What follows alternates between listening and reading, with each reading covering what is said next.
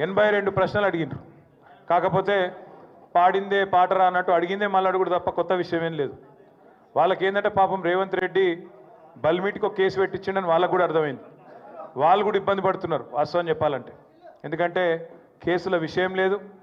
వీడికెళ్ళి formula ఈ race అనే ఒక ఈవెంట్ని హైదరాబాద్నే ఉంచాలి, కష్టపడి తెచ్చినాం ఇండియాకు మొదటిసారి భారతదేశానికి, ఇక్కడనే ఉండాలి, ఇక్కడ ఉంటేనే మన రాష్ట్రానికి పెట్టుబడులు తెచ్చుట్ల కానీ భవిష్యత్తులో ఎలక్ట్రిక్ వాహనాలకు హైదరాబాద్ను తెలంగాణను ఒక ప్రధానమైన స్థావరంగా ప్రపంచంలో తయారు చేయాలనే ఒక విజన్తో చేసిన పని తప్ప ఇలా పైసలు అవినీతి అలాంటి గలీజు పనులు రేవంత్ రెడ్డి చేస్తాడు తప్ప మేము చేయము, మాకు ఆ కర్మ పట్టలేదు అనే మాట కుండబద్దలు కొట్టినట్టు వాళ్ళకి చెప్పిన.